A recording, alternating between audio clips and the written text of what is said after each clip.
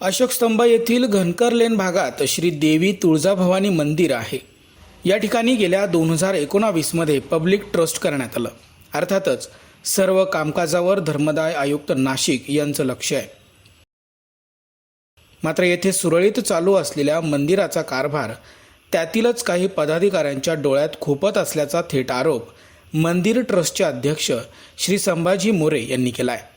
गेल्या अनेक वर्षांपासून सचिव दिलीप मोरे हे सातत्यानं मंदिर कामात अकारण चुकीच्या पद्धतीने आपला कारभार करत आहेत। तसेच आपल्या भावाच्या म्हणजेच दत्तात्रय मोरे यांच्या करवी वारंवार अध्यक्ष संभाजी मोरे, खजिनदार चंद्रशेखर मोरे यांच्यावर दमबाजी आणि दादागिरी करत असल्याचा आरोप करण्यात आला आहे। दिनांक 21 ऑगस्ट 2024 रोजी सकाळी मंदिरातच दत्तात्रय मोरे यांनी अंगावर धावत येत मारहाण करण्याचा प्रयत्न केल्याची तक्रार खजिनदार चंद्रशेखर मोरे यांनी सरकारवाडा पोलिसात केली आहे। पैशांचा हिशोब विचारल्यावर त्याबाबत काहीही उत्तर न देता सरळ दबाव टाकून मंदिर ट्रस्ट बरखास्त करण्याची तसेच जीवे ठार मारण्याची धमकी देत असल्याचा गंभीर आरोप अध्यक्ष संभाजी मोरे यांनी केला आहे। मी संभाजी त्र्यंबक मोरे ह्या मंदिराचा तुळजाभवानी देवी मंदिराचा धनकर गल्ली याचा ट्रस्टचा मी अध्यक्ष आहे आणि चंद्रशेखर नारायण मोरे खजिनदार आहे, दिलीप जयराम मोरे हा सचिव आहे आणि हा निलेश चंद्रकांत मोरे हा उपाध्यक्ष आहे, शरद निवृत्ती मोरे हा उपसचिव आहे। हे काम चाललं असताना हा दिलीप मध्यस्थीमध्ये त्यांनी अफरातफर केली होती। त्यावेळेस ते मिठोमिठी केली आणि त्यांनी माझ्या पाया पडला की बाबा हे सोडून द्या म्हणून। मी नातेवाईक असताना भाऊबंद असताना तो हे सोडून दिला। मग परत त्यांची दादागिरी वाढली। त्याचा मोठा भाऊ दादागिरी करतो आणि गच्चा पकडतो आणि दम देतो का तुमचा मंदिराचा काही संबंध नाही, तुम्ही इथून चालते व्हा आणि मंदिरात जर तुम्ही हे केलं तर तुला आम्ही मारून टाकू, तुला गुंडा लोकांकडून मार देऊ, इथं मंदिरात पाय ठेवायचा नाही, अशा धमक्या येतात। आम्ही काल पोलीस स्टेशनला त्यांच्या विरोधात तक्रार केली दोघांच्या विषयी।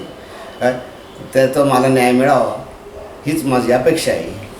तक्रारदार कोण आहे आणि पहिल्या तक्रारीत कोण तक्रारदार आहे आणि पहिल्या तक्रारीमध्ये चंद्रशेखर नारायण मोरे ज्याची गच्ची धरली, ज्याला मारझोड केली, शिवीगाळ केली, तो पहिला तक्रार। दुसरा तक्रार मी की संभाजी त्र्यंबक मोरे अध्यक्ष या दिलीप जो सचिव आहे दिलीप जयराम मोरे यांनी बांधकामाचे मंदिराच्या बांधकामाचे 55 लाखाचे जे फाईल होत्या त्या माझ्याकडं माधव जयराम मोरेने दिल्या, पण या मी त्या मंदिरात ठेवल्या, मंदिरातच ठेवावं लागतात हे पेपर।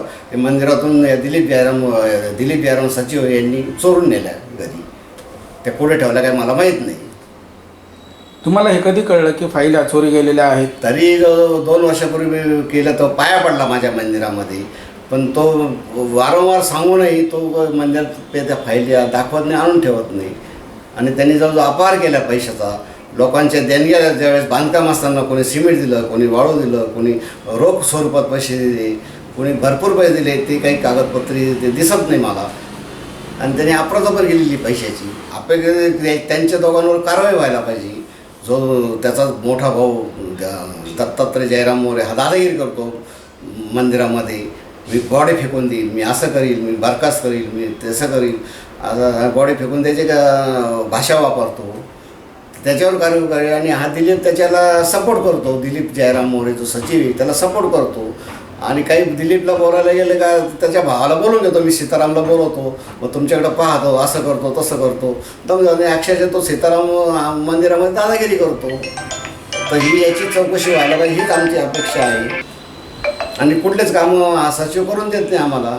अध्यक्ष असताना सुद्धा माझं अध्यक्षपद म्हणजे माझं पॉवर वापर करतो आणि स्वतःच ते करतो। प्रत्येकाला कामाव्यतिरिक्त फक्त पदच पाहिजेत आणि त्याबाबत साधक बाधक चर्चा न करता सरळ अंगावर हातच टाकला जातो, असं खजिनदार चंद्रशेखर मोरे यांनी सांगितलं। आता हे चालू आहे निवडणुका वगैरे घेणं, पुढे काय करणं, तर बऱ्याच लोकांचं असं म्हणणं आहे आम्हाला घ्या, आम्हाला अनुभव नाही। आता आमचा हेतू एवढाच आहे की ज्यांना अनुभव आहे, ज्यांना काम करता येतं, त्यांनी इथे येऊन काम करायचं पण प्रत्येकाला कामाच्या व्यतिरिक्त फक्त आम्हाला पद पाहिजे अशा हिशोबाने जे येतात व अरोगंटली व दादागिरी करून फार अंगावर हात टाकण्यापर्यंत त्यांची मजल जाते. आम्ही अशा परिस्थितीमध्ये कसं काम करायचं हा मोठा प्रश्न पडतो. आम्ही काल जो घडलेला किस्सा आहे त्यामध्ये आम्ही म्हणजे वयाने मोठी व्यक्ती होती म्हणून मी सांगितलं की बाबा तुम्ही असं हे करू नका, पण माझ्यावर हात उचलून गच्ची वगैरे पकडून किंवा मी तुला पाहतो मारतो हे करतो तू इथं कसं काय येतो ते पाहतो, हे सगळ्या गोष्टी त्यांनी केल्या यापूर्वी झालेल्या आहे. पण मी त्या सोडून दिल्या, नको व्हा जास्त हे म्हणून. या संदर्भात पोलीस ठाण्यात गेल्यानंतर काय करण्यात आलं?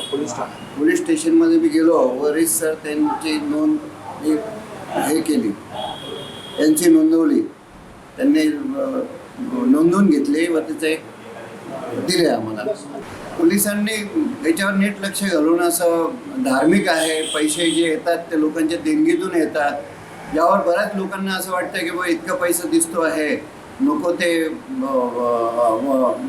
इथे इच्छुक लोक निर्माण झालेले आहे, मग ते सगळं ताब्यात कसं घेता येईल ते पाहतात. तर पोलिसांनी आम्हाला प्रोटेक्शन द्यायला पाहिजे. पब्लिक ट्रस्ट आहे, उद्या काही बी करून आम्हाला दमदाटी करून जर कोणी हे बळकावायचा प्रयत्न किंवा इलिगल काही गोष्टी आमच्यावर लादायचा प्रयत्न करत असेल तर ते आम्हाला आम्ही म्हणजे सहन करणार नाही आणि पोलिसांनी आम्हाला सहकार्य करावं.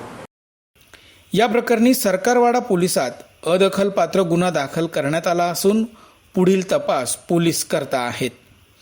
अर्थातच 50 ते 55 लाख रुपयांच्या फाईल्स नेमक्या गायब होतातच कशा आणि त्या का दिल्या जात नाहीत हा प्रश्न येथे शेवटी अनुत्तरितच राहतो.